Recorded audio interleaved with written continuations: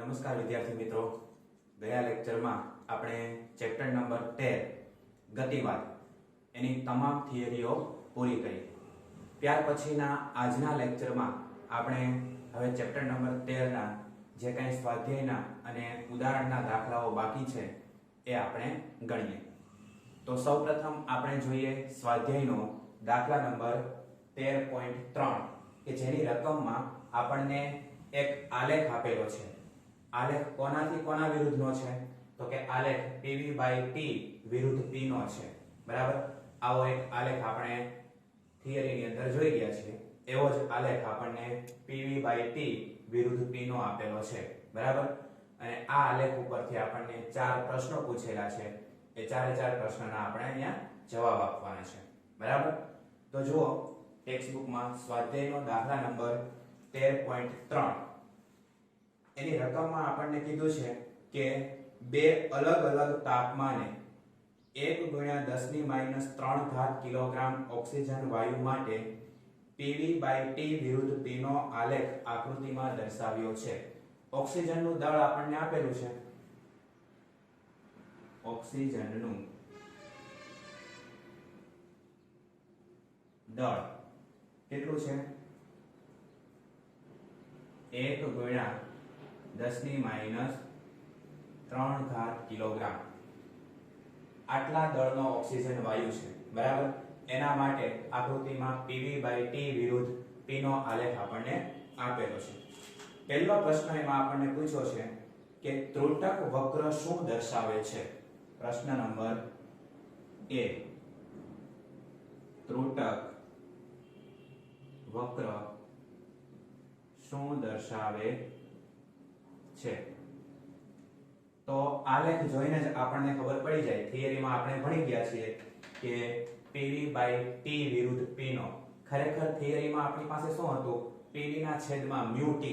પણ અહીંયા આપણે જે ઓક્સિજન વાયુ છે એનો 1 મોલ લઈ લઈએ. બરાબર, તો PV/T વિરુદ્ધ P નો આલેખ છે. તો આ આલેખમાં ત્રુટક રેખા શું દર્શાવે છે?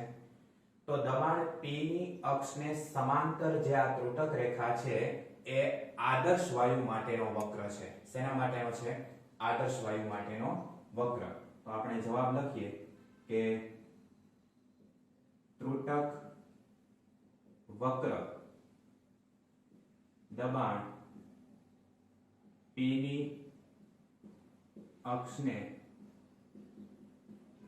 સમાંતર છે, જે આદર્શ વાયુ માટેનો વક્ર છે, જે દર્શાવે છે કે વાયુનું દબાણ બદલવા છતાં PV/T નું મૂલ્ય અચળ રહે છે. બરાબર, હવે જો અહીંયા આપણે દબાણનું મૂલ્ય બદલતા છીએ. બરાબર છે, તેમ છતાં PV/T નું મૂલ્ય બદલાતું નથી. દબાણનું મૂલ્ય બદલો અને PV/T નું મૂલ્ય અચળ રહે તો આપણને જે આ ત્રુટક રેખા મળે છે એ દબાણ P ની અક્ષને મળે. અને દબાણ P ની અક્ષને મળતી આ ત્રુટક રેખા એ આદર્શ વાયુ માટેનો વક્ર દર્શાવે છે. બરાબર, તો આ પહેલો પ્રશ્ન છે. ત્યાર પછી આપણને બીજો પ્રશ્ન પૂછેલો છે કે શું સાચું છે? T1 > T2 કે T1 < T2? બરાબર, પ્રશ્ન નંબર B, શું સાચું છે? T1 > T2 કે T1 < T2? બરાબર, આ બેમાંથી શું સાચું છે એ આપણે કહેવાનું છે. તો હવે જો અહીંયા અલગ અલગ તાપમાન માટેના બે આલેખો આપેલા છે. આ પહેલો આલેખ છે T1 તાપમાન માટેનો છે, બીજો આલેખ T2 તાપમાન માટેનો છે. બરાબર, T1 તાપમાન વાળો આલેખ એ આદર્શ વાયુનો જે વક્ર છે એની નજીક છે. બરાબર, T1 તાપમાન વાળો આલેખ આદર્શ વાયુના વક્રની નજીક છે, જ્યારે T2 તાપમાન વાળો આલેખ આદર્શ વાયુના વક્રથી દૂર છે.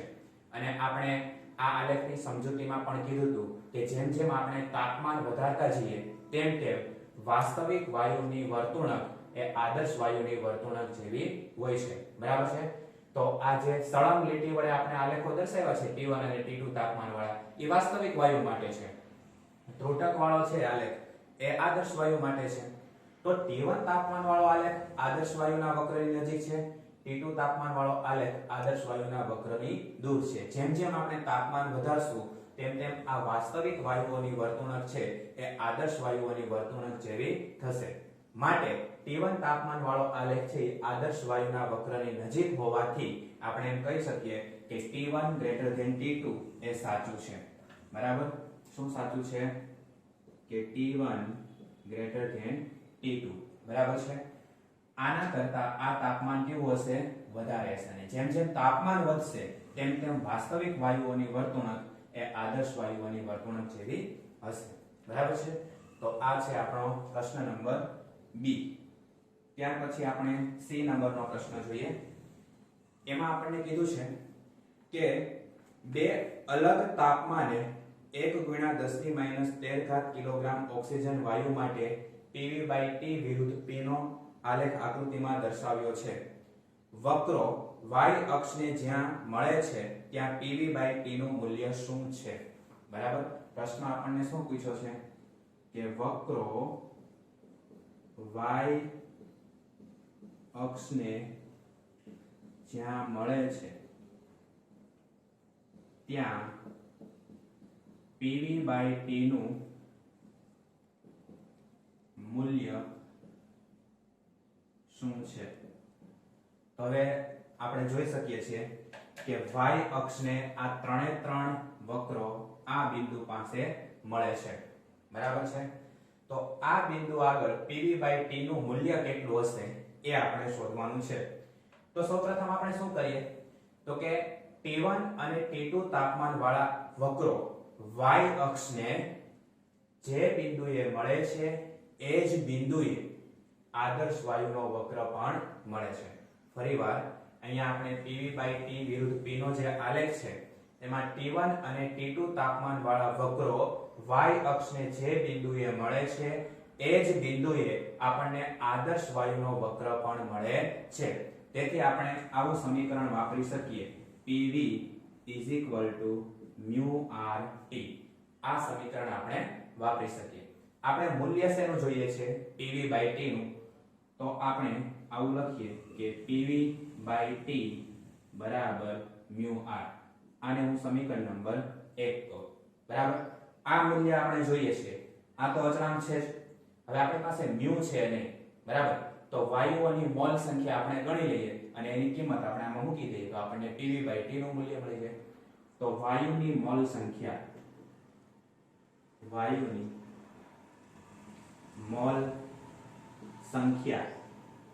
μ બરાબર વાયુનું દળ છેદમાં 1 મોલ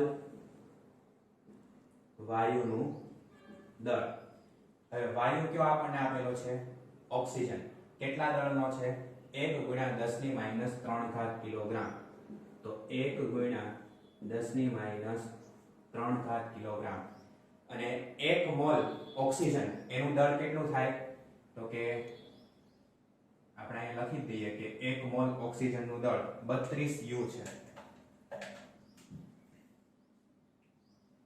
1 મોલ O2 નું દળ 32 U. આના બરાબર કિલોગ્રામમાં ફેરવીએ. આ 32 ગ્રામ પણ કહી શકાય.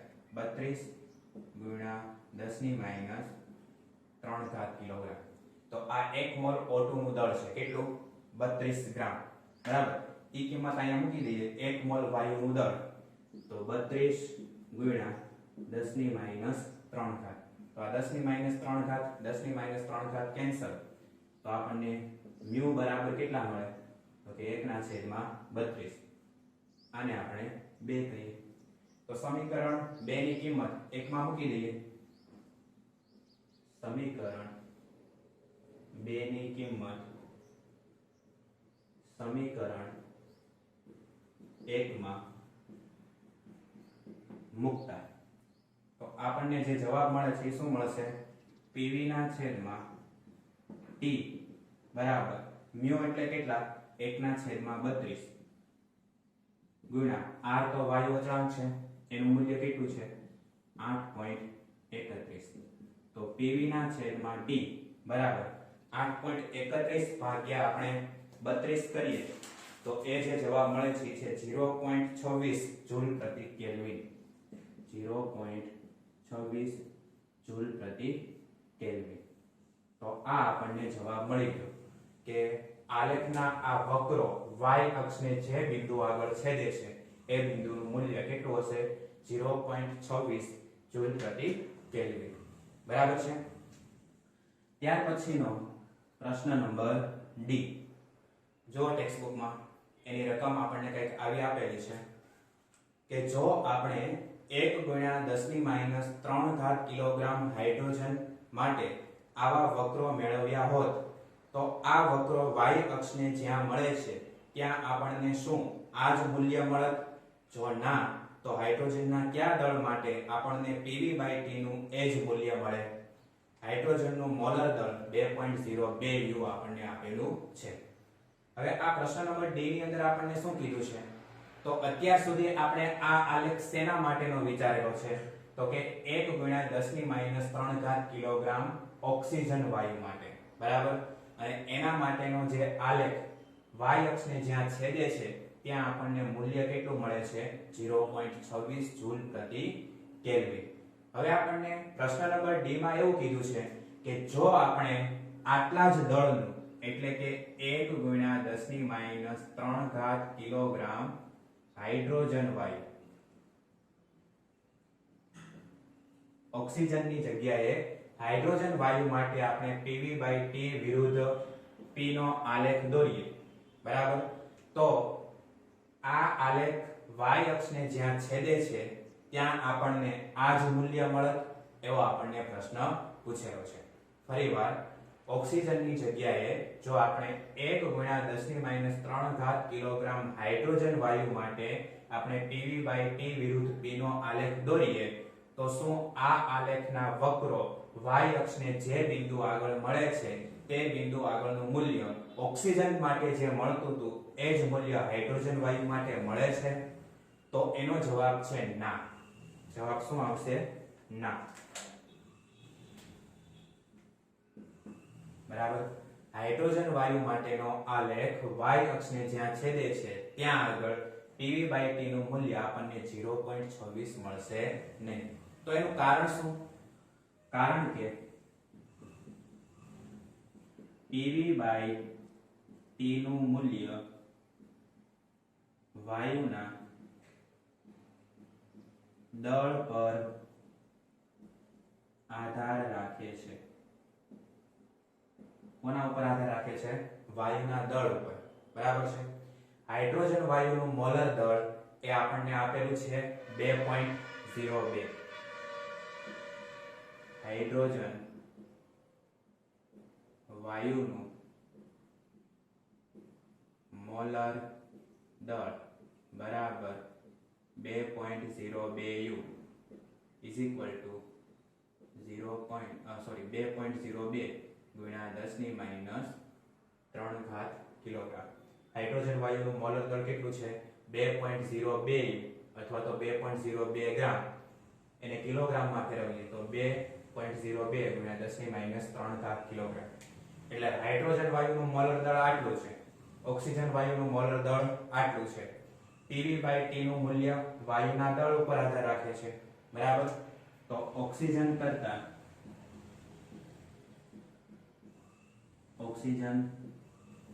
કરતા હાઇડ્રોજન વાયુનું દળ ઓછું હોવાથી pV/T નું મૂલ્ય સમાન મળશે નહીં બરાબર છે ઓક્સિજન કરતા હાઇડ્રોજન વાયુનું મોલર દળ કેવું છે ઓછું છે માટે pV/T નું મૂલ્ય બંને વાયુ માટે 0.26 જૂલ પ્રતિ કેલ્વિન મળે નહીં. બરાબર છે. તો હવે આપણે હાઇડ્રોજનનું કેટલું દળ લઈએ, અહીંયા આપણને કેટલું આપ્યું છે 1 × 10⁻³ કિલોગ્રામ. એની જગ્યાએ આપણે હાઇડ્રોજન વાયુનું કેટલું દળ લઈએ તો આપણને PV/T નું મૂલ્ય 0.26 મળે. એ દળ આપણે શોધવાનું છે. તો એના માટે આપણે ધારી લઈએ, ધારો કે હાઇડ્રોજન વાયુનું દળ m કિલોગ્રામ છે. બરાબર, કેટલા કિલોગ્રામ છે? m kilogram. જેના માટે મોલ સંખ્યા મ્યુ બરાબર હાઇડ્રોજન વાયુનું દળ m કિલોગ્રામ આપણે ધાર્યું છે છેદમાં 1 મોલ હાઇડ્રોજન વાયુનું દળ. બરાબર. તો આપણે આ m શોધવો હોય તો શું હોવું જોઈએ? મ્યુ હોવું જોઈએ. બરાબર. અને 1 મોલ હાઇડ્રોજન વાયુનું દળ આપણી પાસે છે. તો પહેલા આપણે મ્યુ શોધી લઈએ. તો મ્યુ શોધવા માટે આપણે આદર્શ વાયુ અવસ્થા સમીકરણ વાપરીએ. PV બરાબર મ્યુ r t. t ને છેદમાં લઈ આવીએ તો PV ના છેદમાં t બરાબર મ્યુ r. PV/T નું મૂલ્ય તો આપણને ખબર છે 0.26. બરાબર. તો અહીંયા મૂકી દઈએ 0.26 એના બરાબર મ્યુ ગુણ્યા r નું મૂલ્ય તો અચળ છે 8.31.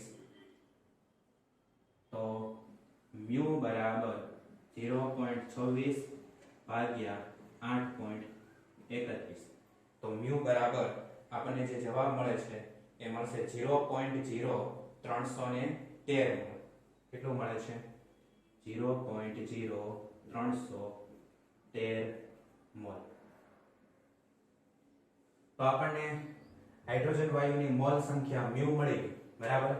1 મોલ હાઇડ્રોજન વાયુનું દળ આપણી પાસે છે તો સ્મોલ m પણ મળી જશે.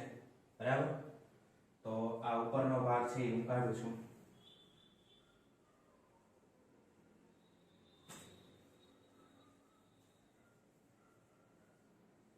જો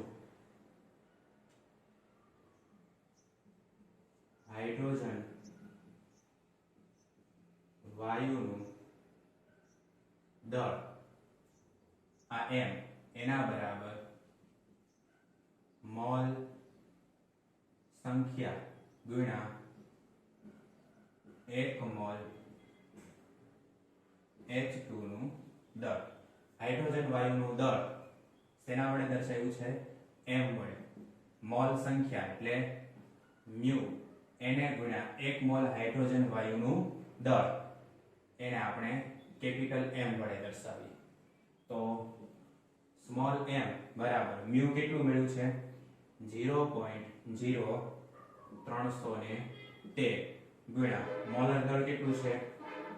2.02 ગુણ્યા 10⁻³ કિલોગ્રામ. તો m બરાબર બંનેનો ગુણાકાર કરશું તો જવાબ મળશે 0.0632 ગુણ્યા 10⁻³ 0.0632 ગુણ્યા 10⁻³ કિલોગ્રામ. પોઈન્ટમાં ફેરવી નાખીએ તો 6.32 m બરાબર 6.32 ગુણ્યા 10⁻5 કિલોગ્રામ. બરાબર. તો જો આપણે હાઇડ્રોજન વાયુનું દળ 1 ગુણ્યા 10⁻³ કિલોગ્રામ ની જગ્યાએ 6.32 ગુણ્યા 10⁻5 કિલોગ્રામ લઈએ તો આપણને PV/T નું મૂલ્ય કેટલું મળશે? 0.26 જૂલ પ્રતિ કેલ્વિન મળે. બાકી જો આપણે હાઇડ્રોજન વાયુનું દળ 1 ગુણ્યા 10⁻³ કિલોગ્રામ લઈએ તો આપણને PV/T નું મૂલ્ય 0.26 મળશે નહીં. કારણ કે PV/T એ મૂલ્યનો આધાર વાયુના દળ ઉપર છે અને ઓક્સિજન કરતા હાઇડ્રોજન વાયુનું દળ ઓછું હોવાથી આપણને PV/T નું મૂલ્ય બંને વાયુ માટે સમાન મળશે નહીં. બરાબર છે. જો આપણે PV/T નું મૂલ્ય 0.26 જ મેળવવું હોય તો હાઇડ્રોજન વાયુનું દળ 1 ગુણ્યા 10⁻³ કિલોગ્રામની જગ્યાએ 6.32 ગુણ્યા 10⁻5 કિલોગ્રામ રાખવું જોઈએ બરાબર। તો આ છે સ્વાધ્યાયનો દાખલા નંબર 13.3 વ્યવસ્થિત આખો દાખલો છે એ સમજી અને લખી લો। ત્યાર પછી આગળ આપણે ઉદાહરણ જોઈએ। હવે આપણે ઉદાહરણ નંબર 13.5 ગણીએ। જો ટેક્સ્ટ બુકમાં એની રકમ આપણને કંઈક આવી આપેલી છે કે એક બીકરમાં આર્ગન અને ક્લોરીન વાયુઓના દળ 2:1 પ્રમાણમાં રહેલા છે। આ મિશ્રણનું તાપમાન 27 ડિગ્રી સેલ્સિયસ છે, એટલે કે બંને વાયુઓના તાપમાન કેવા છે? સમાન છે। તો બંને વાયુના અણુઓ માટે પહેલું અણુ દીઠ સરેરાશ ગતિ ઊર્જા અને બીજું સરેરાશ વર્ગિત ઝડપનું વર્ગમૂળ Vrms મેળવો। આર્ગનનો પરમાણુ ભાર 39.9 U અને ક્લોરીનનો અણુ ભાર 70.9 U છે બરાબર। રકમમાં આપણને આર્ગન એટલે MAr એનો પરમાણુ ભાર આપેલો છે 39.9 U અને ક્લોરીનનો અણુ ભાર MCl બરાબર આપણને આપેલું છે 70.9 U બરાબર છે। ક્લોરીન માટે કેટલું આપ્યું છે? 70.9 U। ચેક કરી લઈએ એક વખત। ઓકે, ક્લોરીન માટે 70.9 U અને આર્ગન માટે 39.9 U આપણને આપેલું છે।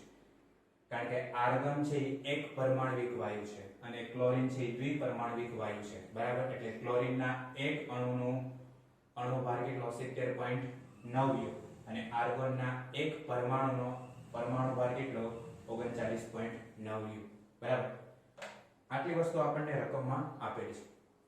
હવે એક વસ્તુ ખાસ યાદ રાખવાની છે કે કોઈ પણ આદર્શ વાયુ હોય એના એક અણુ દીઠ સરેરાશ ગતિ ઊર્જા હંમેશા 3/2 kBT જેટલી જ હોય છે બરાબર।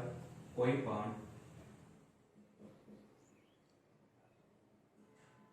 આદર્શ વાયુના અણુ દીઠ સરેરાશ ગતિ ઊર્જા 3/2 kBT જેટલી હોય છે, જ્યાં kB એ બોલ્ટ્ઝમેન અચળાંક છે બરાબર। kB શું છે? બોલ્ટ્ઝમેન અચળાંક। આથી ગતિ ઊર્જાનો આધાર નિરપેક્ષ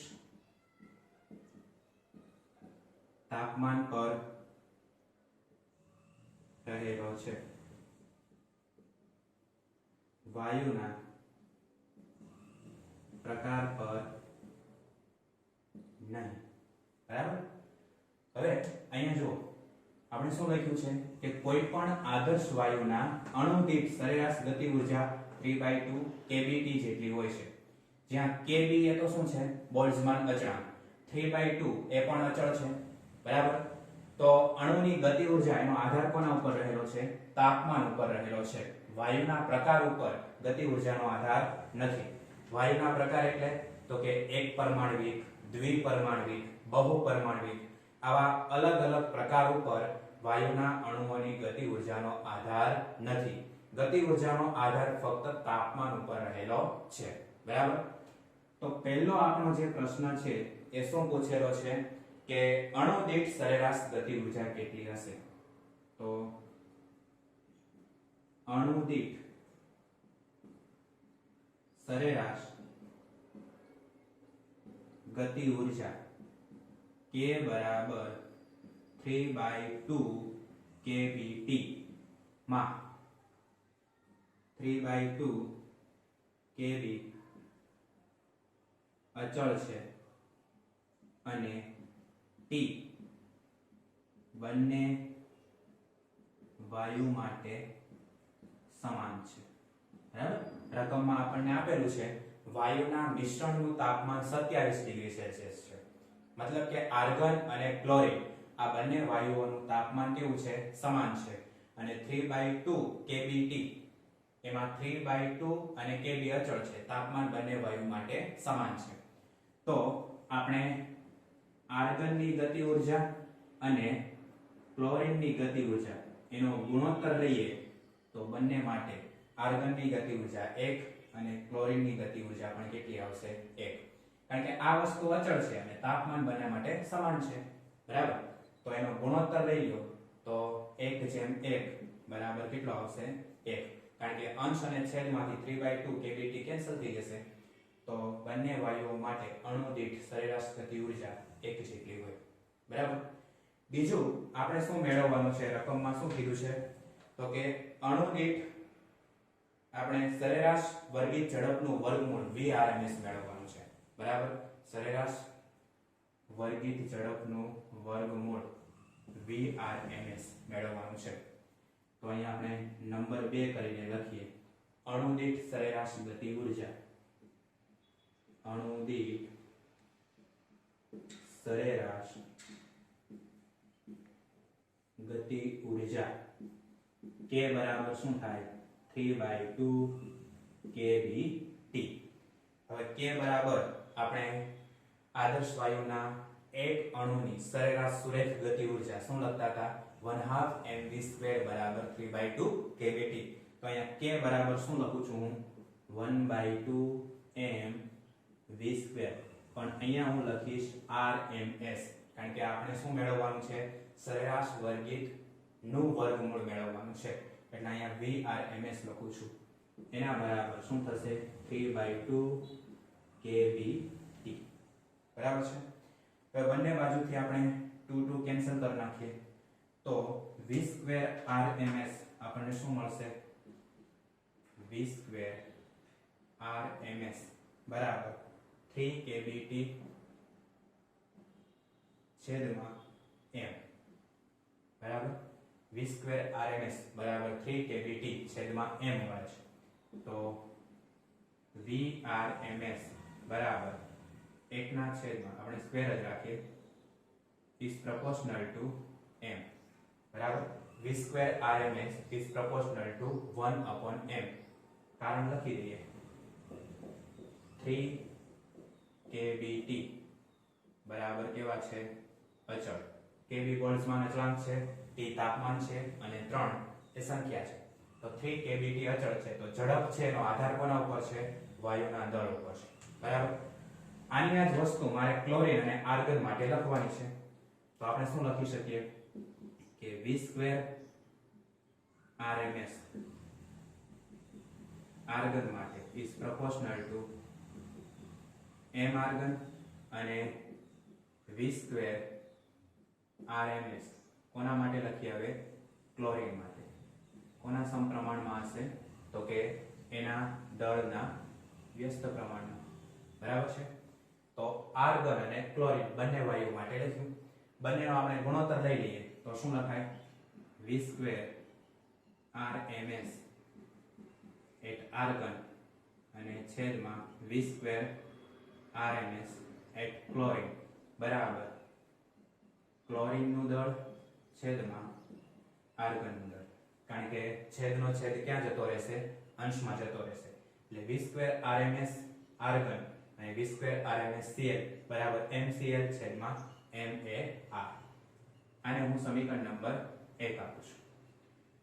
હવે આપણી પાસે એક સૂત્ર છે મોલ સંખ્યા mu બરાબર સ્મોલ m છેદમાં કેપિટલ M છે.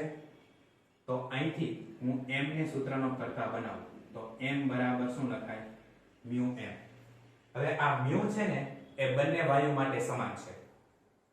mu બંને વાયુ માટે સમાન છે. બરાબર? mu બંને વાયુ માટે કેવા છે? સમાન છે. હવે આ સમીકરણ છે એ મારે ક્લોરીન અને આર્ગન માટે લખવાનું છે. તો પહેલા આપણે આર્ગન માટે લખીએ MAr બરાબર mu MAr. હવે ક્લોરીન માટે લખીએ તો MCl બરાબર mu MCl. આપણે આ કિંમત જોતી છે બરાબર, તો શું કરીએ કે MCl છેદમાં MAR બરાબર. MCl ની કિંમત શું છે કે mu MCl છેદમાં mu MAR.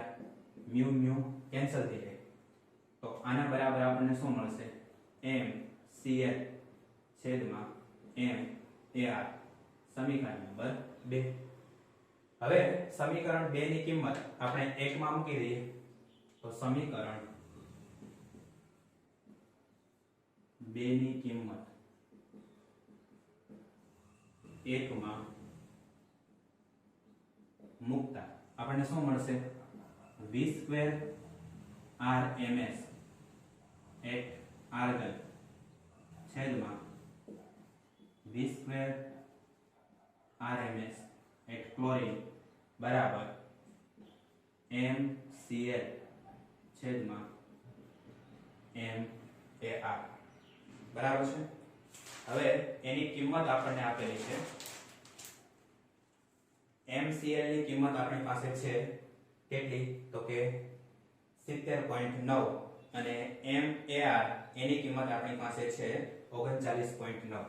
તો આ બંનેની કિંમત મૂકી દઈએ 70.9 છેદમાં 39.9. તો હવે જુઓ આ બંને છે એનો ભાગાકાર કરીએ તો આપણને જવાબ શું મળશે અહીંયા ઉપર લખું છું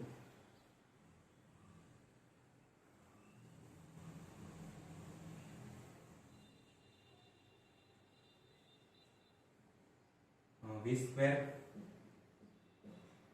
RMS for argon છેદમાં v² RMS for chlorine બરાબર 70.9 ભાગ્યા 39.9 કરો તો જવાબ આવશે 1.7769. 1.7769 is nearly about 1.78. આનું વર્ગમૂળ કાઢી નાખીએ તો VRMS એટલે આર્ગન અને VRMS એટલે Cl બરાબર 1.78 નું વર્ગમૂળ આવશે 1.33. તો આ આપણને બંને વાયુઓ માટે સરેરાશ વર્ગિત ઝડપનું આપણને શું મળી ગયું વર્ગમૂળ કેટલો આવશે 1.33 બરાબર. ઓલ ઓવર દાખલો એકદમ ઈઝી છે પણ ખાલી તમારે અહીંથી આ સાદુરૂપ આપતા આવડવું જોઈએ બરાબર છે. અણુ દીઠ સરેરાશ ગતિ ઊર્જા k બરાબર 3/2 kBT છે.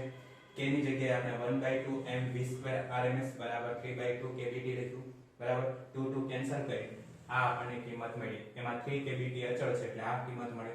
હવે આ જે કિંમત આપણને મળી છે v² RMS is proportional to 1/m એ બંને વાયુઓ માટે લખવાની આર્ગોન અને ક્લોરીન માટે. પછી બંનેનો ગુણોત્તર લઈ લેવાનો. પછી મોલ સંખ્યા માટેનું એક સૂત્ર છે μ ના છેદમાં m ના છેદમાં m સોરી μ બરાબર m ના છેદમાં m. એના ઉપરથી આપણે m બરાબર μ * m મેળવ્યું. બંને વાયુ માટે μ મોલ સંખ્યા સમાન છે બરાબર. તો બંને અલગ અલગ વાયુઓ માટે મેળવી અને એનો ગુણોત્તર મેળવી એ કિંમત છે આપણે આની અંદર મૂકી દઈએ સાદુરૂપ આપીએ તો આપણને જવાબ મળી જાય બરાબર. તો આ છે ઉદાહરણ નંબર 13.5. વ્યવસ્થિત લખી નાખો ત્યાર પછી આગળ આપણે 13.6 નંબરનું ઉદાહરણ જોઈએ. હવે આપણે ઉદાહરણ નંબર 13.6 ગણીએ બરાબર છે. જો ટેક્સ્ટ બુકમાં એની રકમ આપણને કંઈક આવી આપેલી છે. યુરેનિયમના બે સમસ્થાનિકોના દળ 235 અને 238 યુનિટ છે બરાબર છે. યુરેનિયમના બે સમસ્થાનિકો છે. ધારો કે એક સમસ્થાનિક છે એને આપણે 92 યુરેનિયમ 235 કહીએ. એનું જે દળ આપણને આપેલું છે એ કેટલું છે 235. અને બીજો સમસ્થાનિક ધારો કે 92 યુરેનિયમ 238 છે અને એનું દળ આપણને કેટલું કીધું છે 238 યુ બરાબર. એક સમસ્થાનિક 92 યુરેનિયમ 235 એનું દળ છે 235 યુ અને બીજો સમસ્થાનિક 92 યુરેનિયમ 238 એનું દળ કેટલું છે તો કે 238 યુ છે. યુરેનિયમ હેક્સાફ્લોરાઇડ વાયુમાં જો બંને હાજર હોય તો કોની સરેરાશ ઝડપ વધારે હશે? વાયુ કયો આપેલો છે? યુરેનિયમ હેક્સાફ્લોરાઇડ એટલે UF6Y, બરાબર છે. આ જે વાયુ છે એની અંદર આ બંને સમસ્થાનિકો હાજર છે, બરાબર છે. જો ફ્લોરિનનો પરમાણુ ભાર 19 હોય તો કોઈ પણ તાપમાને ઝડપના તફાવતની ગણતરી ટકાવારીમાં કરવાની છે, બરાબર. ફ્લોરિનનો પરમાણુ ભાર કેટલો છે? 19 U. હવે એક વસ્તુ પહેલા આપણે સમજી લઈએ કે આપણને જે વાયુ આપેલો છે એ કયો છે? તો કે યુરેનિયમ હેક્સાફ્લોરાઇડ. આ યુરેનિયમ હેક્સાફ્લોરાઇડ એમની અંદર આ બંને સમસ્થાનિકો હાજર છે, ક્લિયર. હવે એક ફ્લોરિનનો પરમાણુ ભાર 19 U છે તો 6 ફ્લોરિનનો પરમાણુ ભાર કેટલો થશે? તો કે 114 U થાય. એક ફ્લોરિનનો પરમાણુ ભાર 19 U તો 6 ફ્લોરિનનો પરમાણુ ભાર કેટલો થાય? 114 U. હવે યુરેનિયમ હેક્સાફ્લોરાઇડ વાયુની અંદર આ બંને સમસ્થાનિકો હાજર છે. તો ધારો કે આપણી પાસે એક આવું છે 92 યુરેનિયમ 235 પ્લસ શું છે? 6F. અને બીજું શું છે? તો કે 92 યુરેનિયમ 238 પ્લસ 6F. આ U છે એની અંદર તો આ બંને સમસ્થાનિકો છે, બરાબર છે. તો 92 યુરેનિયમ 235 એની અંદર આપણે શું કરવા પડશે? 6 ફ્લોરિન ઉમેરવા પડશે, કારણ કે યુરેનિયમ હેક્સાફ્લોરાઇડ છે. તો આ એક સમસ્થાનિક થયો અને આ બીજો સમસ્થાનિક થયો, બરાબર છે. હવે 92 યુરેનિયમ 235 એનું દળ કેટલું છે? કે 235 પ્લસ 6 ફ્લોરિન નું કેટલું? 114. તો ટોટલ આપણને કેટલું મળશે? 4 ને 5 9, 3 ને 1 4, બરાબર, 2 ને 1 3. તો 349 U મળશે. તો પહેલા સમસ્થાનિક માટેનું દળ હું M1 કહું છું અને બીજા માટે અહીંયા આપણને કેટલું મળ્યું છે? 238 પ્લસ 114, બરાબર. તો આ કેટલું થશે? તો આ 238 પ્લસ 114 4 ને 8 12 1 2 ને 3 ને 1 4, બરાબર. સોરી 5 અહીંયા આવશે એટલે ટોટલ આપણને મળશે 352 M2, બરાબર. અને એકમ શું આવશે? U. યાદ રાખજો ટેક્સ્ટ બુક ની અંદર આવું કાંઈ આપેલું નથી. ડાયરેક્ટ તમને યુરેનિયમના બે સમસ્થાનિકો એનું દળ આપી દીધું છે અને છેલ્લે સૂત્રની અંદર કિંમત આ મૂકી છે 349 અને 352. પણ 349 ને 352 કઈ રીતે આવે? એક કેલ્ક્યુલેશન ટેક્સ્ટ બુકમાં આપેલી નથી કે પછી નથી કોઈ રેફરન્સ બુકમાં આપેલી, બરાબર. કઈ રીતે આ જવાબ આવે છે રેફરન્સ બુકમાં પણ ક્યાંય છે નહીં અને મેં તમને જે PDF આપવાનો છું એની અંદર પણ ગણતરી નથી એટલે તમે આ બધી ગણતરી બોર્ડ ઉપરથી કરી લેજો, બરાબર. હવે આપણે દાખલાની ગણતરીની શરૂઆત કરીએ. તો ચોક્કસ તાપમાને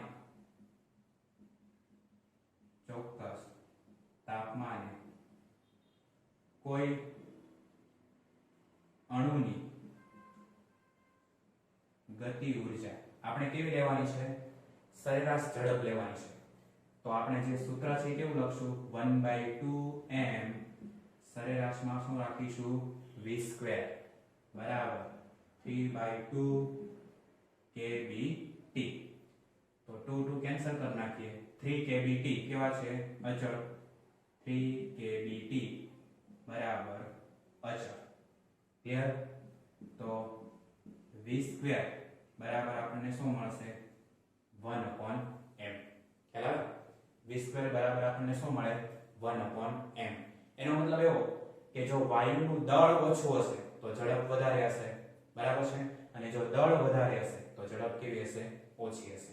તો પહેલા સમસ્થાનિક માટે આપણે v1 લખીએ છીએ. v1² બરાબર 1/m1 અને બીજા સમસ્થાનિક માટે આપણે v2 લખીએ. v2² છેદમાં 1/m2. તો આ બંનેનો આપણે ગુણોત્તર લઈ લઈએ. v1² છેદમાં v2², બરાબર છે. તો તો આપણને શું મળશે v1 નો સ્ક્વેર છેદમાં v2 નો સ્ક્વેર બરાબર છેદનો છેદ અંશમાં જતો રહેશે તો m2 છેદમાં શું આવશે m બરાબર છે v1 નો સ્ક્વેર છેદમાં v2 નો સ્ક્વેર બરાબર m2 ના છેદમાં m1 હવે ડાયરેક્ટ આપણે કિંમત મૂકી દઈએ ઉપર રાખું છું v1 છેદમાં v2 આ બાજુ આપણે વર્ગમૂળ લઈ લઈએ તો m2 ના છેદમાં m1 એની કેટલી ઘાત આવશે 1/2 ખબર પડે છે સ્ક્વેર કાઢી નાખ્યો છે તો આ બાજુ શું આવશે ઘાત 1/2 આવશે સરેરાશની નિશાની આપણે રાખીએ તો શું લખી શકાશે તો v1 છેદમાં v2 બરાબર m2 કેટલું છે 352 છેદમાં m1 કેટલું છે તો કે 349 આખાની 1/2 ઘાત v1 ના છેદમાં v2 બરાબર હવે સરેરાશ લખવાની જરૂર નથી 352 ના છેદમાં 349 કરીએ તો જવાબ મળશે 1.00859 1.00859 એની 1/2 ઘાત તો v1 ના છેદમાં v2 આનું આપણે વર્ગમૂળ કાઢીએ તો આપણને જવાબ મળશે 1.00428 1.00428 આ આપણને શું મળી ગયો ઝડપનો ગુણોત્તર ક્લિયર હવે આપણે ટકાવારી શોધવાની છે ટકાવારી શોધવા માટે આપણે શું લેવું પડશે ફેરફાર લેવો પડશે તો આપણે શું કરીએ વિયોગ કરીએ વિયોગ કરતા જ્યારે આપણે વિયોગ લેતા હોય ત્યારે શું કરવાનું તો કે છેદમાંથી અંશમાંથી આપણે છેદને બાદ કરશું તો v1 v2 છેદમાં v2 ઇન્ટુ ગુણ્યા 100 બરાબર આ આપણને જે ગુણોત્તર મળ્યો છે કેટલો મળ્યો છે તો કે 1.0043 1.00428 માઈનસ 1 અને છેદમાં કેટલું આવશે 1 v2 છે આપણે કેટલું લઈએ છીએ 1 લઈએ છીએ ઇન્ટુ ગુણ્યા કેટલા કરવાના છે હજી 100 તો કરવાના છે તો v1 v2 ના છેદમાં v2 બરાબર આપણે શું લખી શકીએ તો કે 0.0043 આ 428 છે ને 43 લઈ લઈએ છે તો 0.0043 ગુણ્યા 100 તો v1 v2 છેદમાં v2 બરાબર શું લખી શકાશે 0.43%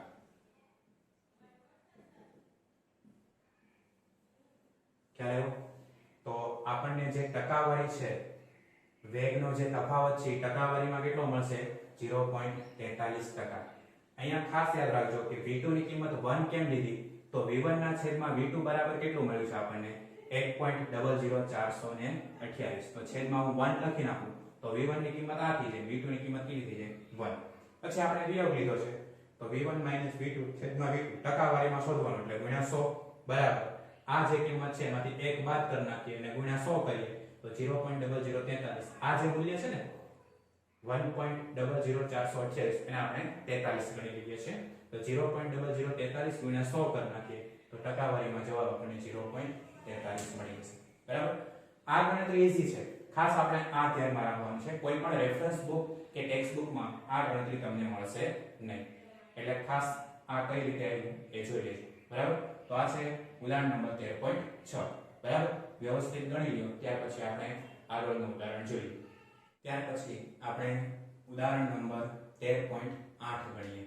કારણ કે ઉદાહરણ નંબર 13.7 એ કેન્સલ છે બરાબર એટલે ડાયરેક્ટ આપણે ઉદાહરણ નંબર 13.8 ગણીએ છીએ જો ટેક્સ્ટ બુકમાં એની રકમ આપણને કંઈક આવી આપેલી છે કે ચોક્કસ કદનું એક નળાકાર પાત્ર પ્રમાણભૂત તાપમાન અને દબાણે 44.8 લિટર હિલિયમ વાયુ ધરાવે છે નળાકારમાં રહેલા વાયુનું તાપમાન 15 ડિગ્રી સેલ્સિયસ જેટલું વધારવા માટે કેટલી ઉષ્મા જરૂરી છે તાપમાનમાં જે વધારો કરવાનો છે એ કેટલો કરવાનો છે 15 ડિગ્રી સેલ્સિયસ બરાબર છે અને કેટલી ઉષ્મા જરૂરી છે એટલે આપણે ડેલ્ટા ક્યુ કેટલું હશે એ શોધવાનું છે બીજું આપણને r ની કિંમત આપેલી છે r બરાબર 8.31 જૂલ પ્રતિ મોલ ઇન્ટુ કેલ્વિન હવે આપણે જાણીએ છીએ કે નિરપેક્ષ તાપમાને અને એક વાતાવરણ દબાણે 1 મોલ આદર્શ વાયુનું કદ કેટલું હોય 22.4 લીટર આપણે જાણીએ છીએ કે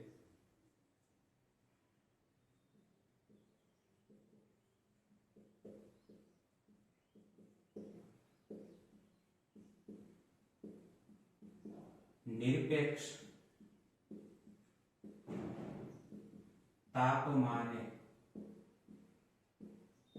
અને એક વાતાવરણ દબાણે આદર્શ વાયુનું કદ 22.4 લીટર છે બરાબર આપણને નળાકાર પાત્રમાં હિલિયમ વાયુ કેટલો ભરેલો આપ્યો છે 44.8 લીટર અહીં નળાકાર પાત્રમાં હિલિયમ વાયુનું કદ 44.8 લીટર છે તેથી હિલિયમ વાયુના મોલની સંખ્યા એક મોલ વાયુનું કદ કેટલું 22.4 લીટર તો 44.8 લીટર માટે મોલની સંખ્યા કેટલી હશે તો હિલિયમ વાયુના મોલની સંખ્યા બરાબર 44.8 છેદમાં 22.4 બરાબર 2 મોલ હિલિયમ નળાકાર પાત્રમાં 44.8 લીટર હિલિયમ વાયુ ભરેલો છે એનો મતલબ કે હિલિયમ વાયુના મોલની સંખ્યા કેટલી છે તો કે 2 હવે અહીંયા આપણને જે મળ્યું ને એ હિલિયમ વાયુના મોલની સંખ્યા એટલે મ્યુ મળ્યું મ્યુ બરાબર 2 મોલ હિલિયમ વાયુ હવે હિલિયમ વાયુ કેવો છે તો કે એક પરમાણ્વિક છે બરાબર આપણે હિલિયમની સંજ્ઞા શું લખીએ છીએ He લખીએ ને એટલે હિલિયમ વાયુ એક પરમાણ્વિક છે તેથી એની મોલર વિશિષ્ટ ઉષ્માધારિતા કેટલી થાય Cv બરાબર 1.5 R હિલિયમ વાયુ એક પરમાણવિક હોવાથી અચળ કદે મોલર વિશિષ્ટ ઉષ્માધારિતા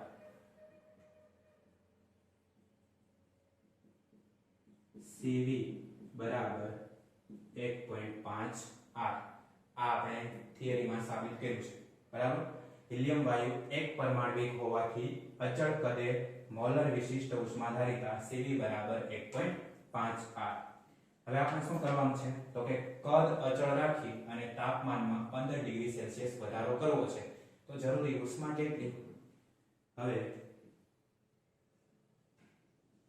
કદ અચળ રાખી તાપમાનમાં 15 ડિગ્રી સેલ્સિયસ જેટલો વધારો કરવા જરૂરી ઉષ્મા ડેલ્ટા ક્યુ બરાબર શું લખી શકાશે તો કે મ્યુ ઇન્ટુ સીવી ઇન્ટુ ડેલ્ટા ટી બરાબર ડેલ્ટા ક્યુ બરાબર મ્યુ સીવી ઇન્ટુ ડેલ્ટા ટી કિંમત મૂકી દઈએ મ્યુ કેટલું છે 2 ગુણ્યા સીવી કેટલું છે 1.5 એને ગુણ્યા r ઇન્ટુ ડેલ્ટા ટી એટલે 15 તો 2 ગુણ્યા 1.5 એને ગુણ્યા r એટલે 8.31 એને ગુણ્યા 15 આ બધાનો ગુણાકાર કરશો તો તમને જવાબ મળશે 373.95 joule 373.95 joule is nearly about 374 joule. તો હિલિયમ વાયુનું કદ અચળ રાખી અને એનું તાપમાન જો આપણે 15 ડિગ્રી સેલ્સિયસ વધારવું હોય તો એના માટે જરૂરી ઉષ્મા એ 374 જૂલ જોઈએ. બરાબર. તો આ છે આપણું ઉદાહરણ નંબર 13.8 કમ્પ્લીટ. ત્યાર પછી ઉદાહરણ નંબર 13.9 આવે છે જે સિલેબસમાં આપણે છે નહીં. બરાબર, કેન્સલ કરેલું છે. એટલે અહીંયા ચેપ્ટર નંબર 13 ના બધા ઉદાહરણના દાખલાઓ પૂરા થાય છે અને સ્વાધ્યાયના દાખલા આપણે 13.1, 13.2 અને 13.3 પૂરા કર્યા. બરાબર. બાકીના જે દાખલાઓ છે સ્વાધ્યાયના 13.4 થી લઈ અને 13.9 સુધી, બરાબર, એ આપણે આવતા લેક્ચરમાં ગણીશું. ત્યાં સુધી આજના લેક્ચરના આ ચારે ચાર દાખલાઓ વ્યવસ્થિત ગણી અને તૈયાર કરજો. ન ખબર પડે તો પૂછજો. બરાબર છે. તો આજે આપણે અહીંયા સુધી રાખીએ છીએ. તો આવતા લેક્ચરમાં આનાથી વધારે જોઈશું. ત્યાં સુધી જય હિન્દ, જય ભારત.